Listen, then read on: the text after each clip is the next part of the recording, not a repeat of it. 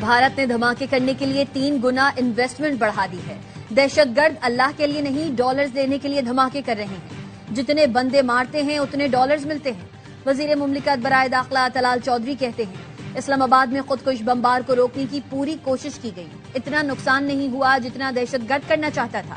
وزیر داخلہ محسن نقوی کا امام بارگاہ خدیجۃ الکبریٰ کا دورہ، آئی جی اسلام آباد نے وزیر داخلہ کو بریفنگ دی۔ محسن نقوی، طلال چودھری سمیت دیگر حکام نے دہشت گرد حملے کا شکار مسجد میں نماز ادا کی۔ وزیر داخلہ کا کہنا تھا معصوم نمازیوں پر حملہ کرنے والے خارجی سفاک درندے ہیں، دہشت گردی کرنے والوں کو غیر ملکی پشت پناہی حاصل ہے۔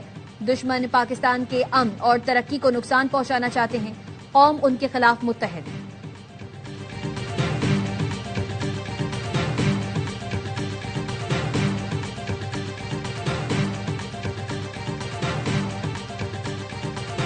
اسلام آباد کے علاقے ترلائی کی مسجد میں خودکش دھماکہ، 31 نمازی شہید، 100 سے زائد زخمی۔ پولیس ذرائع کے مطابق حملہ آور کو مسجد خدیجۃ الکبریٰ کے گیٹ پر روکا گیا تو اس نے اندھا دھند گولیاں برسا دی۔ فائرنگ کے بعد بمبار نے خود کو اڑا لیا۔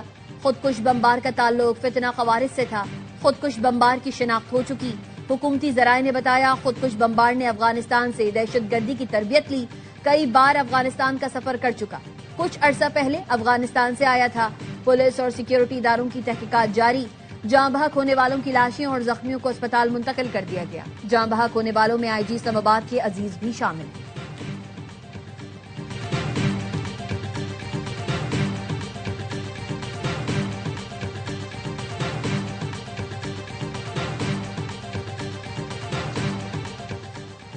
وزیر اعلیٰ پنجاب نے اپنی بسنت تقریبات منسوخ کر دی۔ مریم نواز نے اسلام آباد سے آنے کے بعد اپنی کل کی مصروفیات کو منسوخ کر دیا۔ سوشل میڈیا پر اعلان کیا لبرٹی اسکوائر پر شیڈول کیا گیا میگا بسنت شو بھی نہیں ہوگا۔ قوم خوارج اور ان کے سہولت کاروں کے خلاف متحد ہو، دہشت گردوں پر کوئی رحم نہیں ہوگا۔ مسلح افواج کے شانہ بشانہ کھڑے ہیں، پاکستان کے دفاع پر کوئی سمجھوتا نہیں ہوگا۔ صدر مملکت آصف زرداری اور وزیر اعظم شہباز شریف کی اسلام آباد دھماکے کی مذمت۔ صدر مملکت نے کہا بے گناہ شہریوں کو نشانہ بنانا انسانیت کے خلاف جرم ہے، قوم مشکل کی اس گھڑی میں متاثرہ خاندانوں کے ساتھ کھڑی ہے۔ وزیر اعظم نے واقعے کی مکمل تحقیقات کر کے ذمہ داروں کا تعین کرنے کی ہدایت کی۔ کہا ملک میں شرپسندی اور بے امنی پھیلانے کی ہرگز اجازت نہیں دیں گے۔ مولانا فضل الرحمان، بیرسٹر گوہر اور حافظ نعیم الرحمان سمیت سیاسی قیادت کی جانب سے دھماکے کی مذمت۔ شہداء کے اہل خانہ سے یکجہتی کا اظہار۔ پاکستان علماء کونسل کے وفد کی یکجہتی کے لیے ترلائی امام بارگاہ آمد۔ کہا دشمن کے انتشار پھیلانے کی چال کامیاب نہیں ہونے دیں گے۔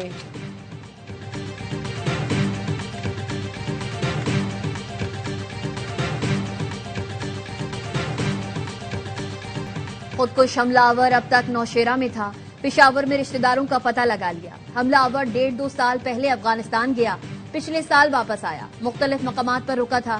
وزیر دفاع خواجہ آصف کہتے ہیں دہشت گرد حملے کی تحقیقات میں بہت قریب پہنچ چکے، فی الحال خودکش حملہ آور اکیلا تھا، ہینڈلرز یا سہولت کاروں سے متعلق تحقیقات جاری ہیں۔ C T D Khyber Pakhtunkhwa, اسلام آباد اور پنجاب پولیس مل کر کام کر رہی ہیں۔ پاکستان میں موجود دہشت گردوں کی پشت پناہی افغان حکومت کر رہی ہے، انہوں نے اس جنگ کا درجہ حرارت بڑھا دیا ہے۔ ہمیں یہ پیغام دیا گیا ہمارے تمام علاقے ان کی زد میں ہیں، پاکستانی حکومت اور افواج اس کا بھرپور جواب دیں گی۔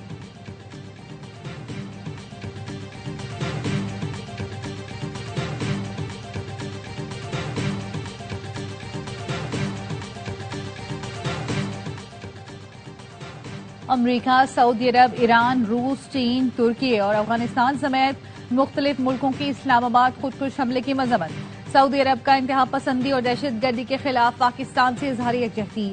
امریکی ناظم الامور نیٹلی بیکر نے کہا شہریوں اور عبادت گاہوں پر دہشت گردی ناقابل قبول ہے۔ امریکہ امن کے لیے پاکستان کی کوششوں کی حمایت جاری رکھے گا۔ چینی سفارت خانے کے ترجمان نے کہا مشکل گھڑی میں اپنے پاکستانی بہن بھائیوں کے ساتھ کھڑے ہیں۔ ترکی کا دہشت گردی کے خلاف جنگ میں پاکستان سے مکمل یکجہتی کا اعلان۔ افغان وزارت خارجہ نے کہا مسجد کا تقدس پامال کرنے اور شہریوں کو نشانہ بنانے کی سخت مذمت کرتے ہیں۔ اسپین اور نیدرلینڈز کی بھی خودکش حملے کی مذمت۔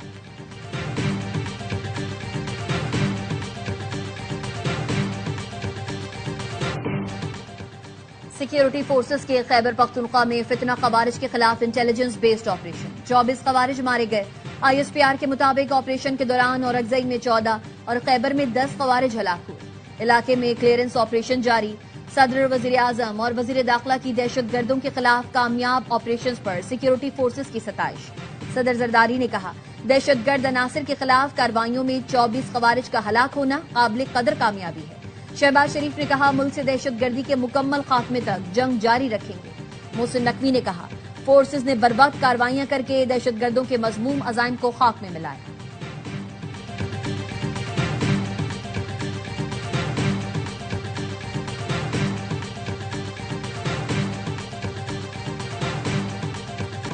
ایران اور امریکہ کا مذاکرات جاری رکھنے پر اتفاق۔ مسقط میں حالیہ مذاکرات کا پہلا دور مکمل۔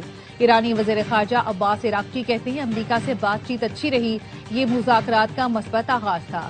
امریکہ کے ساتھ بے اعتمادی کی دیوار کو عبور کرنا ہوگا۔ آج کے مذاکرات صرف اور صرف جوہری مسئلے پر مرکوز تھے۔ بات چیت کے دوران دھمکیوں کی زبان سے بچنے کی ضرورت پر زور دیا۔ ایرانی وزارت خارجہ کا کہنا ہے، مشاورت سے مذاکرات کے اگلے دور کی تاریخ طے کرنے پر اتفاق کیا گیا۔ عمانی وزیر خارجہ نے بتایا، ایران اور امریکہ کے درمیان آج مسقط میں انتہائی سنجیدہ مذاکرات ہوئے۔ آج کی ملاقاتوں کے نتائج کا بغور مطالعہ کیا جائے گا۔ اس کے بعد مناسب مقررہ وقت پر اگلا دور ہوگا۔ میڈیا رپورٹس کے مطابق امریکہ بیلسٹک میزائل اور ایران کی حمایت یافتہ تنظیموں پر بھی بات کرنا چاہتا ہے، لیکن ایران مذاکرات صرف جوہری پروگرام تک محدود کرنے پر بضد ہے۔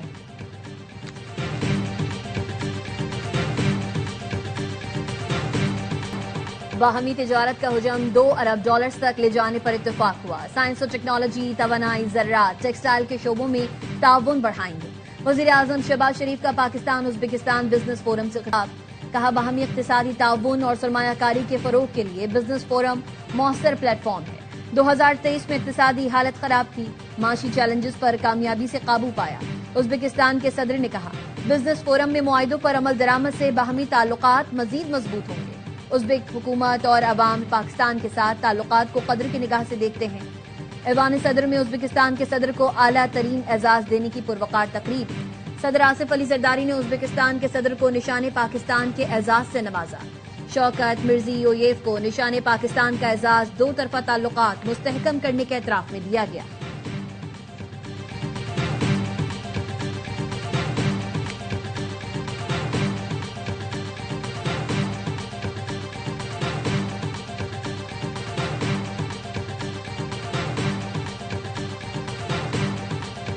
بابر اور فخر ٹیم کمبینیشن میں فٹ نہ ہوئے تو نہیں کھلائیں گے۔ قومی ٹیم کے کپتان سلمان آغا کی پری میچ پریس کانفرنس، کہا، دونوں کھلاڑیوں کی پاکستان کے لیے خدمات ہیں، لیکن جو ٹیم کے لیے بہتر ہوگا اسے کھلائیں گے۔ عثمان طارق کا ایکشن کلیئر ہے، وہ کیا گلے میں ڈال کر بتائیں کہ میرا ایکشن درست ہے۔ T20 ورلڈ کپ کے آغاز میں ایک روز باقی، پاکستانی ٹیم کا پہلے میچ سے کولمبو میں آخری practice session. Pakistani team event پہ کل اپنا پہلا میچ نیدرلینڈز کے خلاف کھیلے گی۔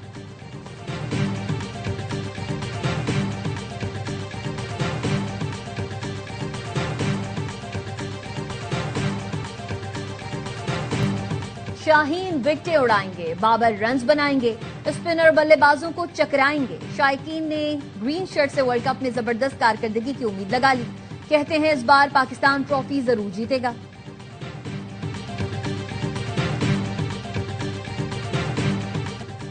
لاہور میں بسنت کے رنگ، شہریوں نے پوری رات پتنگیں اڑائیں، دن چڑھتے ہی پھر گڈیاں اڑائیں۔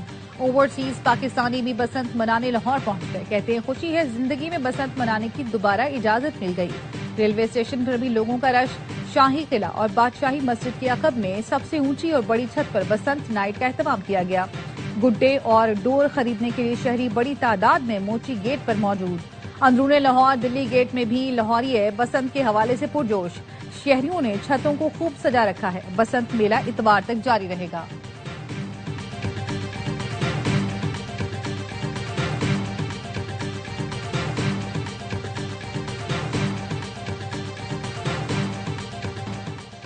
سندھ حکومت نے کامن ویلتھ پارلیمنٹیرینز کے لیے ثقافتی میوزیکل سیگمنٹ منسوخ کر دیا۔